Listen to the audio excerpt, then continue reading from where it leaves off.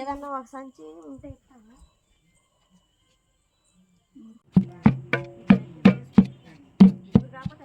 పచ్చనపప్పు ఇది 4 కేజీలు అండి.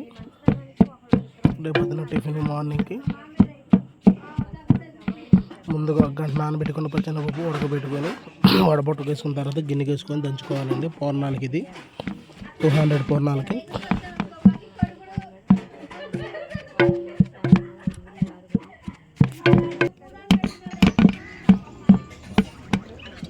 కేజీ చొప్పున 4 కేజీలకి పచ్చనపప్పు, 4 కేజీలు బెల్లం, అంటే ఒక 1/2 కేజీ ఎక్స్ట్రా వేస్తాను నేను. 4 కేజీలు నాకు అలా వేసుకోవచ్చు.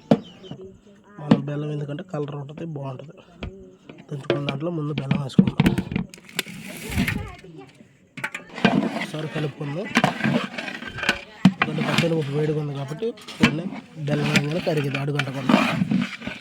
పచ్చనపప్పు 70% ఉడికితే చాలండి. మెత్తగా దంచుకోవసరలా, ఎందుకంటే తినేటప్పుడు కచ్చిపిచ్చుకుంటే బాగుంటుంది టేస్ట్. పొయ్యిలు ఇచ్చుకొని ఒకసారి దగ్గర లాగించుకుందాం. తీసుకుందాం నిదానంగా. హాయ్ హలో, మీ చంద్రశేఖర్ అండి. టుడే వచ్చేసి మన కనకవల్లిలో ఉన్నాము. ఒప్పన్నాలండి టుడే. రేపు మార్నింగ్ భోజనాలు 150 మెంబర్స్కి, టిఫిన్ 100 మెంబర్స్కి అండి. Outdoor catering, Sri Lakshmi natural క్యాటరింగ్లో. కాజు,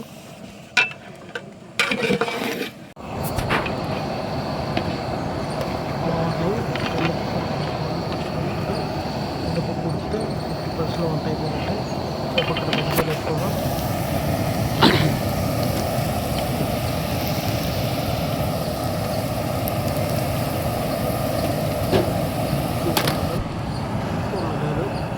వండుకున్న తీయాలి. బ్రెడ్ వేసుకున్నాం, ముందుగా పెట్టుకున్న బ్రెడ్ 10 కేజీస్. జీడిపప్పు, కాజు, పిస్తా పప్పు అవన్నీ ఫ్రై ఫ్రూట్స్ అని తర్వాత 4 కాజు తీసుకున్నాం. మష్రూమ్స్ కర్రీలకు మష్రూమ్స్ కోసుకొని కర్రీస్ ఆనియన్స్,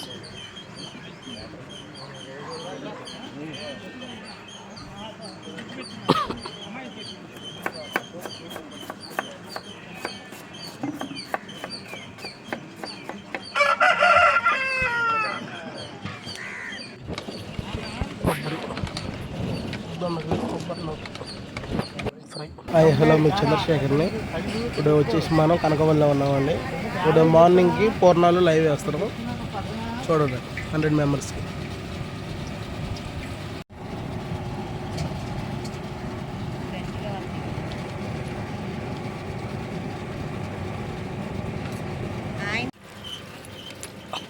సొరకారి,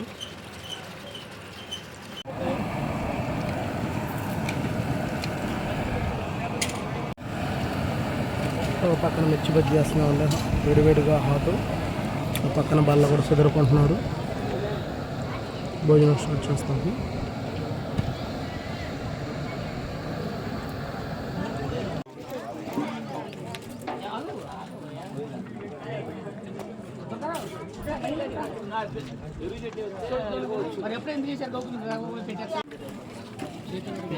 ఫ్రై కూడా అన్నాడు చూడు, ఫ్రై ఇక్కడ పెట్టి నా బాబు గిన్నె చూడు. రారా